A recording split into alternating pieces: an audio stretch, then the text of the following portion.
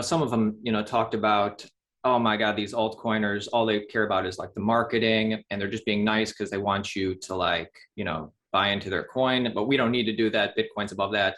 It's like, that works. Like Bitcoiners should be marketing more and should be like nicer, because like all these people coming into the space some of them did get turned off, I think. Yeah. And look, one of the arguments in the space is, and everybody does it, is that's a con, that's a scam. Everyone's a scam. The space needs to do a little bit better in, this is a risky bet, but the people are pretty good quality and they're trying to solve a good problem here and they got a chance. With these guys are pretty shady characters and we need to be cautious because they're probably just trying to grab your money. Right? Those two things can coexist and they're not the same thing. We've seen the rug pulls in DeFi, and some are accidental rug pulls, right? Because they got something wrong in the protocol level. And that's okay. We'll forgive them for that. And others just took your money and we don't forgive them.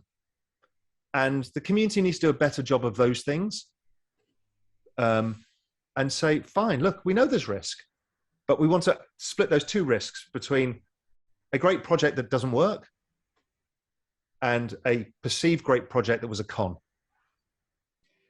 Raoul, my final question has to do with Ethereum. EIP 1559 is launching in a day or two. By the time this interview airs, it'll be launched.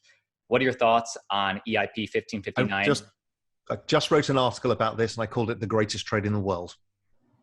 Please go on. So you're getting the scoop in Global Macro Investor, my kind of institutional research product. This setup is absolutely brilliant. So the chart pattern was this lovely wedge in Ethereum. The Ethereum chart is following the Bitcoin 2017 chart, which would give it an upside projection of 20,000.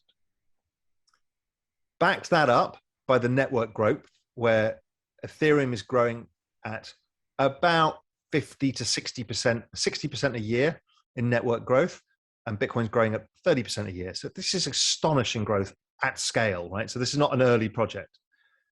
We've got all of the developments with NFTs and DeFi and everything and social tokens, everything's on Ethereum. The chart of Bitcoin versus Ethereum also is going to give a lot of people to switch. All of this is happening at exactly the same time that 1559 is coming. And then you look at the on-chain analysis. Most people spend the time, like Willy Woo, looking at the stuff on Bitcoin, but very few people actually bother with the on-chain analysis of Ethereum. The reality is the amount that's being staked for ETH 2.0 is going up all the time. It's huge numbers. Then the amount that's being put into DeFi and locked away is huge. Then the stuff that's going off the exchanges into hard wallets is enormous. That has left us with a free float of 13%. And 1559 is now going to reduce the supply somewhat, let's say from 4% to 2%. And it's going to probably lower the gas fees a bit. And with the variable block sizes, help with the speed unblocking of the network. So in which case, more transactions will go through, which will mean more burning. So you've got a massively reduced halving of the supply rate, probably, maybe more. You've got 13% of coins on exchange coming off exchange like at 1% a month, 2% a month. So, another couple of months will be 10%. There's no coins.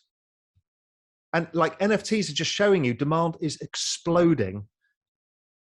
You're set up for an exponential move here because everything has come together all at one point in time. And tomorrow? No, Thursday is the day. Now, does it mean that all happens in one go? No, don't be silly. We'll have corrections. There'll be like, the rumor sell the facts. See, I told you it was wrong. All of that kind of noise. But generally, you look back by December or March of next year, I think what's going to happen as soon as 1559 goes through, everybody who's got a sizable stake will realize that the price is going up. More people will lock into 2.0 to get the yield. Let's say 2.0 comes out in March. You're going to take all the supply off the market and with record demand, and they're all going to be locked until March. Then probably what happens is 2.0 comes out, everybody unlocks, and the great bullish thing is actually a bearish thing, exactly like Coinbase was when the moment Coinbase came out, Bitcoin peaked because people had another opportunity. Everyone's like, this is great for the space. In the end, you change the dynamic. So I think the unlock will probably lower the price. But between now and that unlock, oh my God, this is one of the best setups I've ever seen. I think arguably better than Bitcoin in March 2020. You heard it here first. Nice. I appreciate it. My final question, this is kind of like, you know, it's different for every person.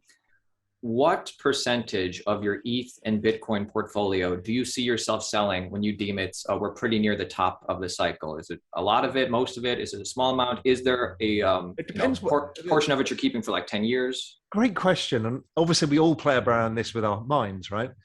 The answer is it depends what it's worth, because I've got a few things that I need to spend in fiat. And, you know, I would like to do that. So it depends what it's worth as the percentage that what that will be. But there'll be a bunch I will take off to do some stuff in my normal life. And then I'm thinking, okay, do I keep it all in the tokens, or maybe have I got enough money that I can spread it around some hedge funds and some longer term bets? You know, how do I dampen the volatility over a potential down cycle? You know, so I think I would have erred towards taking more of it off. But the more time I spend in this space, the less I think I'll take a lot of it off. I'll just try and structure it in ways that allows me to earn some yield, not worry about it, think about it, make sure I've got the fiat money, the dollars that I need to do the things that I need to do or want to do. And the rest, let it go, because this ain't stopping. This is the fastest adoption of any technology in all recorded history.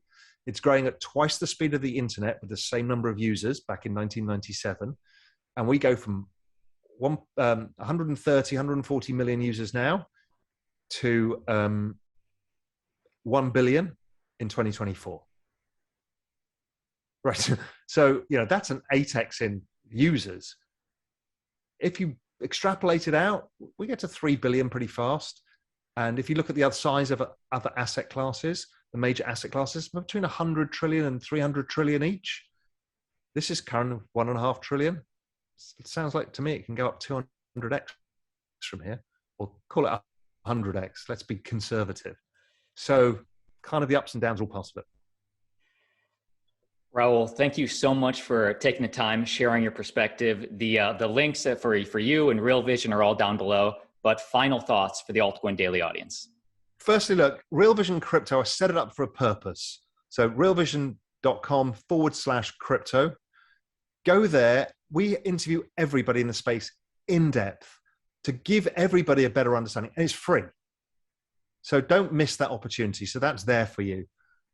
And other than that, is just keep an open mind and keep learning. I love it. Totally. And I've, you know, in this past year got turned on to Real Vision Crypto. I love it. Great content from you guys. Yeah, it's really got some unique stuff. We've got some, I mean, Gary V, he's coming. We got an amazing interview with him. You know, so we cover everything. Unlike most people that kind of have one kind of axe to grind, we get the leaders from everything from Cardano to Polkadot to Ethereum, you know, Ethereum to social tokens to metaverse to privacy to, we're agnostic. We want to give the information people need to make these better decisions and to understand this fast moving space. Yeah, that's similar to us. I mean, we'll talk about the whole entire cryptocurrency market. We can look at Bitcoin and Ethereum, see, or different protocols and see some are way better than others. A lot of them are crap, but yeah, we're taking more agnostic, talk about the whole market. Anyway, yeah. Raoul, if you're ever in Los Angeles, let's grab a beer sometime. Thanks for coming on, man. I'd love to, guys. Take care and thanks very much for having me on.